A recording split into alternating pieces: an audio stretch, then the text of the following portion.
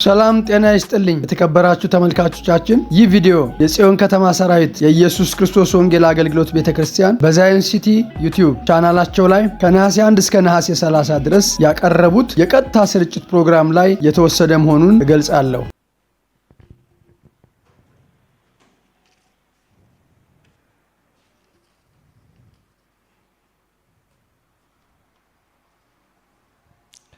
ክብር ለኢየሱስ ይሁን። ዛሬም እድል የሰጠንን እግዚአብሔርን እጅግ አድርገን እናመሰግናለን። አሁን በንባብ ወንጌል የምናስተላልፍበት ጊዜ ይሆናል። እውነተኛ ሰላም በአስጨናቂው ዓለም። አሁን ዓለም ከየትኛውም ጊዜ ጀምሮ ከየትኛውም ጊዜ ይልቅ ሰላም የጠፋበትና አስጨናቂ ዘመን እንደሆነ፣ ግርግርና ሁካታ የበዛበት ዘመን እንደሆነ ብዙዎቻችን እናያለን እና እውነተኛ ሰላም በአስጨናቂው ዓለም በሚል ርዕስ ነው። ለመሆኑ ሰላም አለ ወይ? በግል ወዳጆቼ፣ በዚህ ሚዲያ የምትከታተሉ ሰዎች፣ በዓለም ላይ ያላችሁ ሰዎች በግል ሰላም አለ ወይ? በቤተሰብ፣ እንደ ሀገር፣ በዓለም ላይ አሁን የምናወራው ስለተወሰነ አካባቢ ስለተወሰነ ሰው ብቻ አይደለም። በዓለም ላይ ሰላም አለ ወይ? ምክንያቱም ሰላም ካለ ስለ ሰላም መስበክ አያስፈልግም። መጽሐፍ ቅዱስ ሰላም እንደሌለ ያረጋግጥልናል። ተግባራችን ሰላም እንደሌለ ያረጋግጥልናል። ግን ሰላም ለመጥፋቱ ምክንያት ምንድን ነው? ምክንያቱም ብዙ ጊዜ ታስታውሳላችሁ፣ ምክንያቱን ማወቅ የመፍትሄው ግማሽ አካል ነው ይባላል። ሰላም እንደሌለ መጽሐፍ ቅዱስ የሚነግረን ከሆነ ሰላም ለመጥፋቱ ምክንያቱ ደግሞ መጽሐፍ ቅዱስ ይነግረናል። ወደ መንባቤ ከመሄድ በፊት እንደ መነሻ እንዲሆነኝ ከእግዚአብሔር ቃል አነብ። ኢሳይያስ 48:18 ላይ ሰምተኸኝ ቢሆን ኖሮ ሰላምህ እንደ ወንዝ በፈሰሰ ነበር ይላል። ሰላም ሁለት አይነት ነው፣ የእግዚአብሔር ሰላምና የዓለም ሰላም። ጌታ ኢየሱስ እኔ የምሰጣችሁ ሰላም ዓለም እንደሚሰጠው አይደለም አለ። ስለዚህ ዓለምም ሰላም ይሰጣል፣ እግዚአብሔርም ሰላም ይሰጣል። አሁን እያልን ያለነው እውነተኛ ሰላም፣ ዘላለማዊ ሰላም፣ የማይጠፋ ሰላም ነው የምናወራው እና ሰምተኸኝ ቢሆን ኖሮ ሰላምህ እንደ ወንዝ በፈሰሰ ነበር ይላል። ስለዚህ የሰላም መጥፋት ምንጩ አለመስማት ነው ማለት ነው። ኢሳይያስ 48:22 ላይ እዛው ለክፎች ሰላም የላቸውም ይላል እግዚአብሔር። ሰላም የለም። ለምንድነው ሰላም የሌለው? ለክፎች ሰላም የላቸውም ይላል እግዚአብሔር። ስለዚህ ሰላም የሌላቸው ለምንድነው? ለክፎች። ክፎች ሰላም የላቸውም። አንዱ የሰላም አለመኖር ምንጩ ምንድነው? ክፋት ነው። ለክፎች ሰላም የላቸውም ስለሚል በጣም የሚገርመው ሁለተኛ ዜና 15 ላይ እንዲህ ይላል። ሁለተኛ ዜና 15:5 በዚያም ዘመን ለሚወጣውና ለሚገባው ሰላም አልነበረው። ምን ለሚለው? ለሚወጣውና ለሚገባው ለሚመላለሰው ሰው ምን አልነበረው? ሰላም አልነበረው። ለምንድን ነው ለሚወጣውና ለሚገባው ሰላም ያልነበረው ብላችሁ ስትሉ፣ ሰው ሁሉ የመሰለውን ያደርግ ነበር። እግዚአብሔር በዚህ ምሽት አንድ ነገር ልባርካችሁ። የመሰላችሁን ከማድረግ እግዚአብሔር ይጠብቃችሁ። የመሰለውን የሚያደርግ ሰው ሰላም የለውም። ለዚህ ነው ለሚወጣውና ለሚገባው ሰላም የለውም ይላል። ኢሳይያስ 59 ላይ ባካሄዳቸው ፍርድ የለም ይልና ሁሉ ሰላምን አያውቁም። ለካ ሰላም አይታወቅም። ሁለተኛ ነገሥት 9:22 ላይ ኢዮራም ኢዩን ሰላም ነውን ብሎ ጠየቀው። ዛሬ ልንጠይቅ የሚገባው አንድ ነገር አለ። እሱ ምንድነው ካላችሁ፣ ሰላም ነውን? ኢዩ የመለሰለትን ተመልከቱ። ምን ሰላም አለ? የሚገርም ነው። መጽሐፍ ቅዱሳዊ መልስ። ምን ሰላም አለ? ለምን? ኢዩም የእናትህ የኤልዛቤል ግልሙትናዋ መተቷ ሲበዛ ምን ሰላም አለ ብሎ መለሰለት ይላል። ወዳጆቼ ግልሙትና በአንድ ሀገር ላይ ካለ፣ ኃጢአት በአንድ ሀገር ላይ ካለ ሰላም የሚባል ነገር አይታሰብም። ምን ሰላም አለ ብሎ መለሰለት። ሌላ በጣም የሚያስፈራኝ ይህችን ቃል በደንብ ስሙኝ የምታዩ ሰዎች፣ ለምንድነው ሰላም የሌለው ተብሎ ሲባል በመጨረሻው ዘመን ሰላም ከምድር ስለሚወሰድ ሰላም ይጠፋል። ራእይ 6:4 ላይ በደንብ ስሙኝ ወዳጆቼ፣ ሌላም ዳማ ፈረስ ወጣ፣ በእርሱም ላይ ለተቀመጠው ሰላምን ከምድር ይወስድ ዘንድ ይላል። አሁን አንድ አከራካሪ ነገር አለ። ሰላም ከምድር ላይ ተወስዷል አልተወሰደም? በዚህ ቃል መሰረት አንዳንዶቹ አይ ሰላም አልተወሰደም የሚሉ አሉ። አንዳንዶቹ አይ አሁን እያየነው ያለው በዓለም ላይ የሚሆነው ነገር ሰላም ስለተወሰደ ነው ይላሉ። ስለዚህ የሰላም መጥፋት ምንጩ ምክንያቱ ምንድነው ሲባል ኃጢአት፣ ቀደም እንዳየነው። ሁለተኛው ለሰላም አለመኖር ምክንያቱ በመጨረሻው ዘመን ሰላም ከምድር ስለሚወሰድ ነው። ሌላም ዳማ ፈረስ ወጣ፣ በእርሱም ላይ ለተቀመጠው ሰላምን ከምድር ይወስድ ዘንድ ሰዎች እርስ በራሳቸው እንዲተራረዱ። አሁን በዓለም ላይ ያለው ወዳጆቼ ጦርነት፣ መተራረድ ከዚህ ቃል የተነሳ ይመስላል።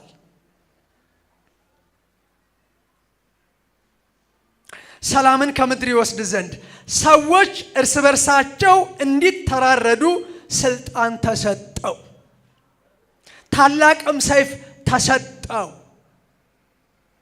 ጌታ እግዚአብሔር ይርዳል።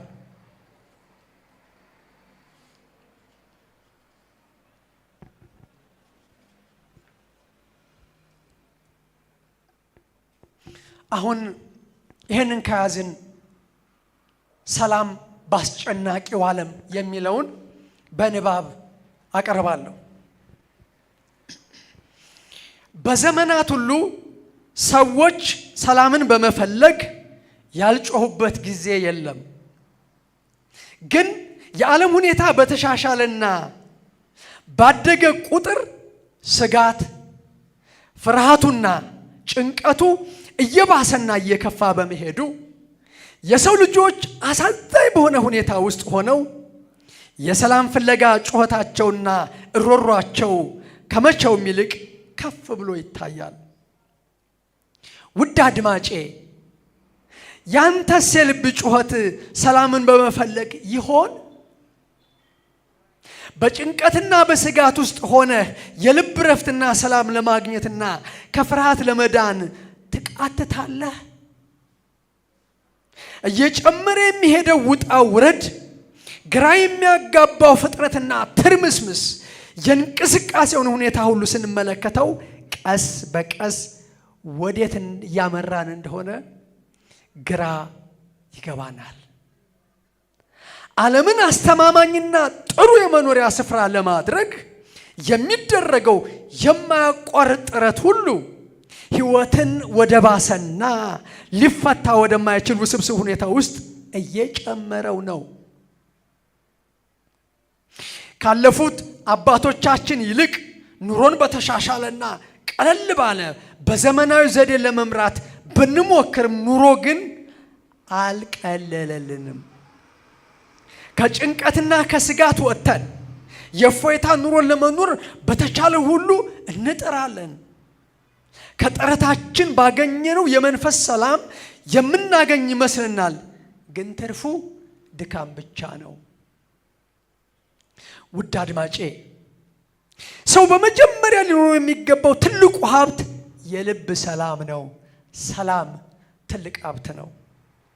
ታዲያ ይህ ታላቅ ሀብት ቅራኔና አለመግባባት፣ ጥላቻ፣ ክፋት፣ ራስ ወዳድነት፣ ፈተናና መከራ በበዛበት ዓለም ውስጥ የሚገኝ ይመስልሃል? ይመስልሻል?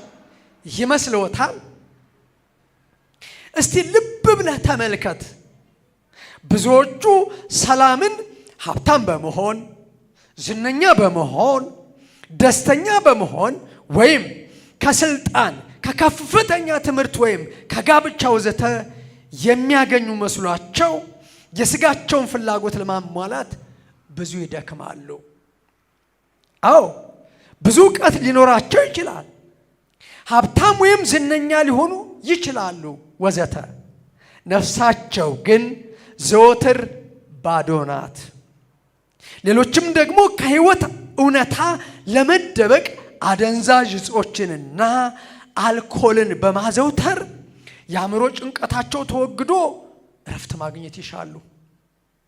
ግን የበለጠ ሰላም ይሸሻቸዋል። የሰላም መፍትሄ ነው ብለው በራሳቸው ያቀዱትና የሰሩት ሁሉ ጭራሽ ወደ ባሰ ጭንቀትና ስጋት፣ ወደ ፍርሃትና አእምሮ መታወክ የበለጠ ይገፋፋቸዋል። ስለዚህም ባዶነት የሚሰማቸውና ብቸኞች ሆነው በዚህ በተጨነቀ ዓለም ውስጥ የሚኖሩ ጥቂቶች አይደሉም። ታዲያ ለሰላም ጥያቄ ቁልፉ የሆነው መፍትሄ ምን ይሆን?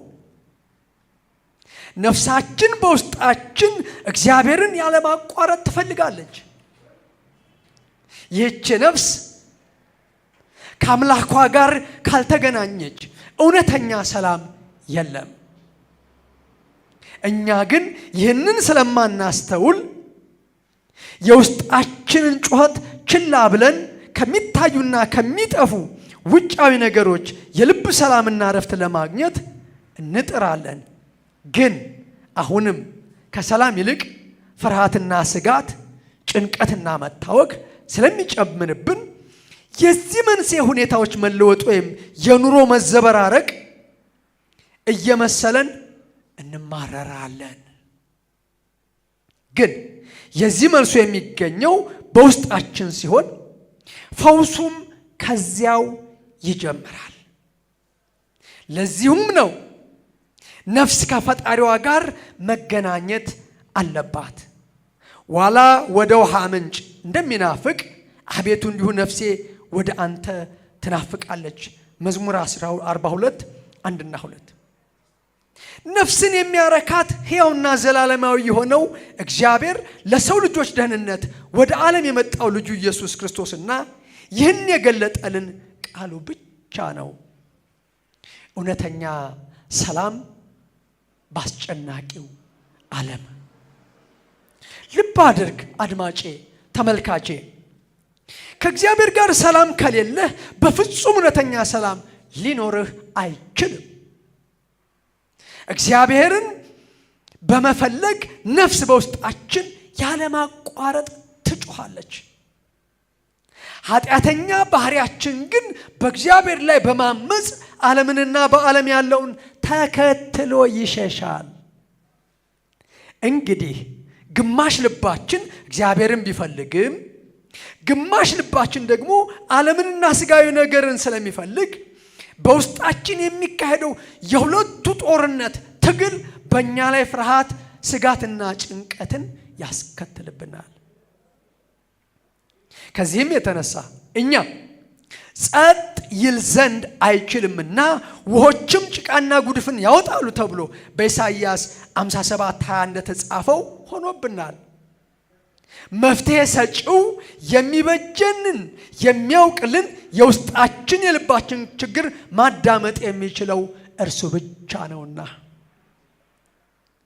ነፍስ፣ ስጋና መንፈስ በእርሱ ካልተመሩ እውነተኛ ሰላምና እርካታ የለም።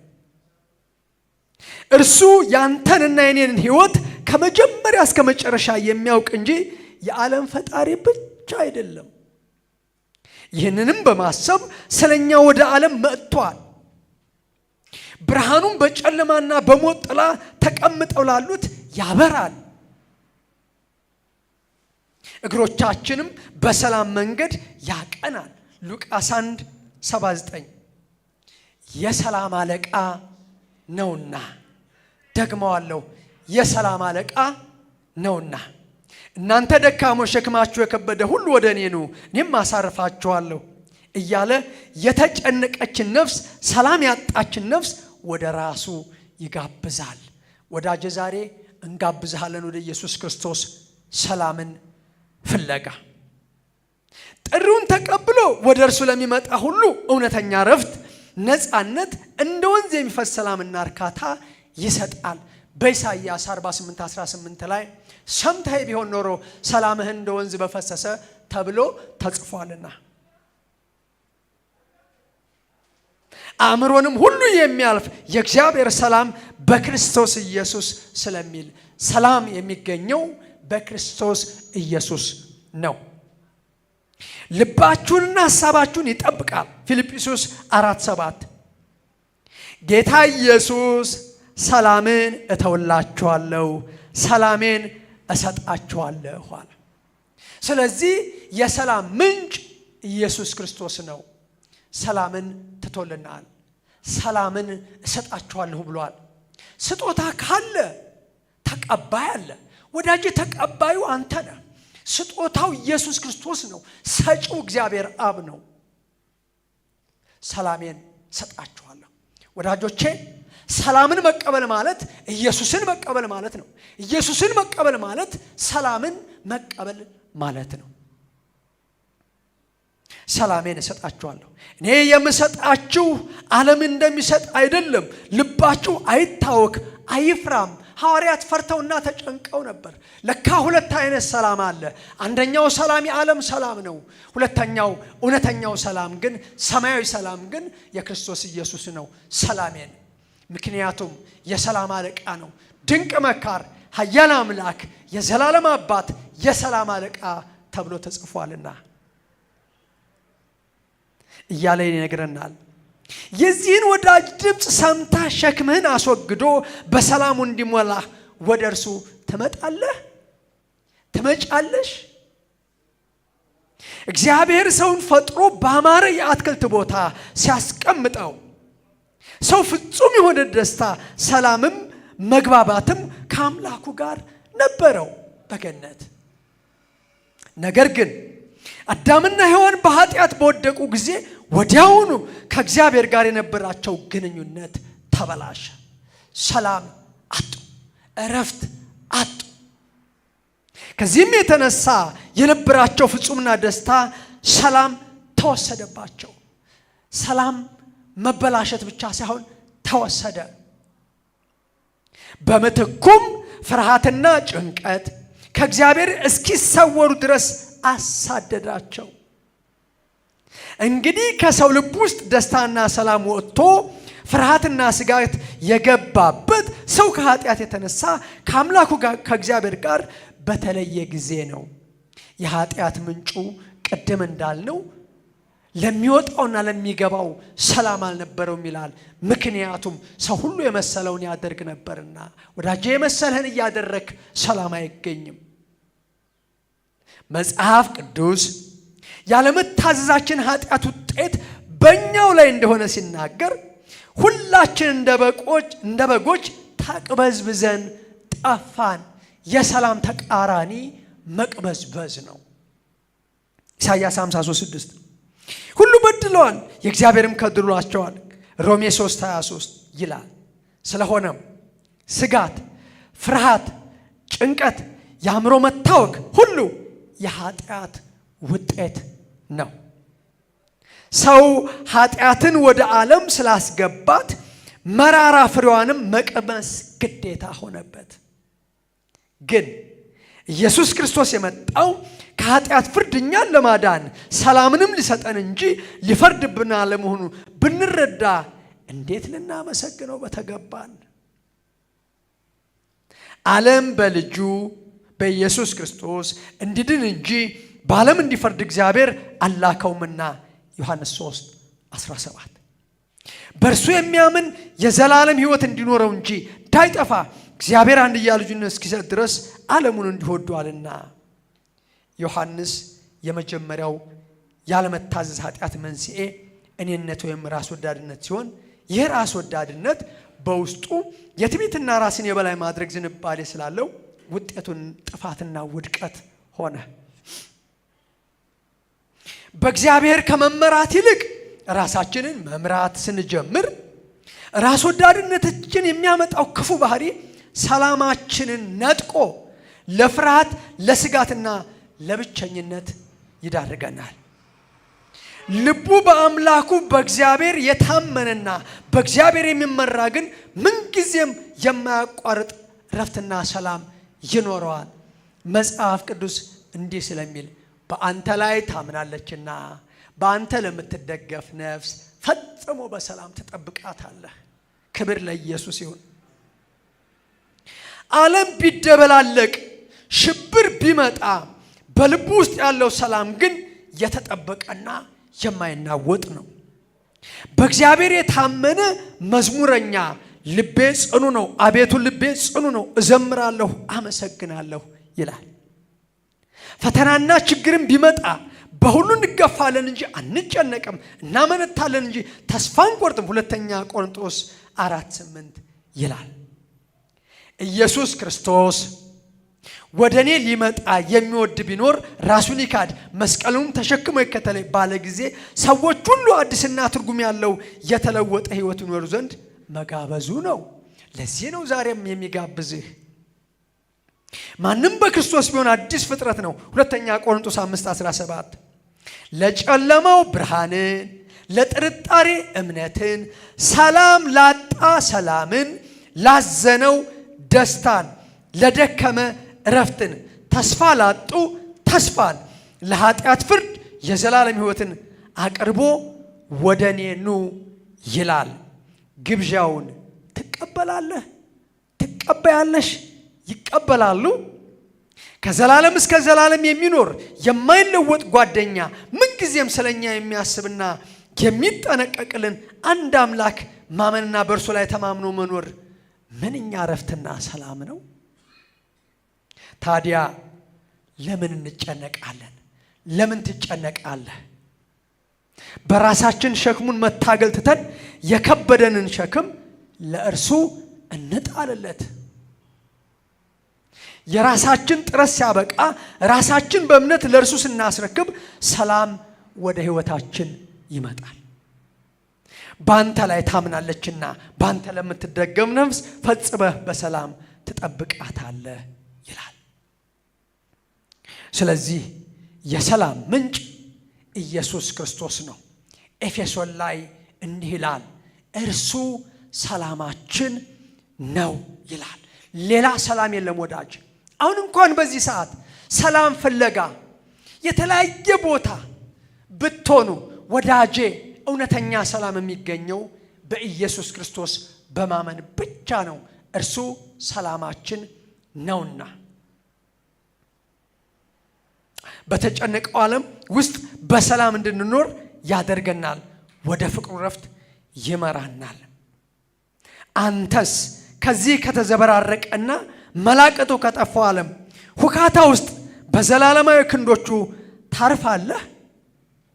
ያለፈውን ኃጢአትህን፣ የአሁኑን ችግርህን፣ የወደፊት ፍርሃትህን ሁሉ ወደ እርሱ ይዘህ በመቅረብ ራስህን አሳልፈ ለመስጠት ዝግጁ ነህ? ምርጫው ያንተና ያንተ ነው። ምርጫው ያንቺ ነው። ምርጫው የእርሱ ነው። ክርስቶስ ኢየሱስን ተቀብሎ ለዘላለም በሰላም መኖር፣ ያለ ክርስቶስ ደግሞ በፍርሃትና በጭንቀት መኖር። ፍቃዱም ያንተ ነው። ሁለት ነገር አለ። ምርጫ አለ፣ ፍቃድ አለ። በፍጹም ልቡ ወደ ክርስቶስ ኢየሱስ ትመጣ እርሱን በመታመን ብቻ የሚገኘውን እንደማያቋርጥ ፈሳሽ የሚፈሰውን ሰላም በልብህ ውስጥ ይሞላል። ከዚያ በኋላ ሰላም ለማግኘት የምታደርገው ጥረት ሁሉ ያቆማል። ወዳጄ ራእይ ላይ 14 ላይ ማጭድህን ላክ እንዳለ፣ ሰላምን ከምድር ውሰድ እንዳለ፣ ለካ ሰላም ከምድር ይወሰዳል። እንዲተራረዱ ሰይፍ ተሰጠው እንደተባለ ሰላም ከምድር ላይ ሳይወሰድ እድል አለ። በእውነተኛ ሰላም ባስጨናቂው ዓለም እግዚአብሔር ነው። የሚገርመው አንድ ቦታ ላይ መሰዊያ ሰራና እግዚአብሔር ሰላም ብሎ ጠራው ይላል።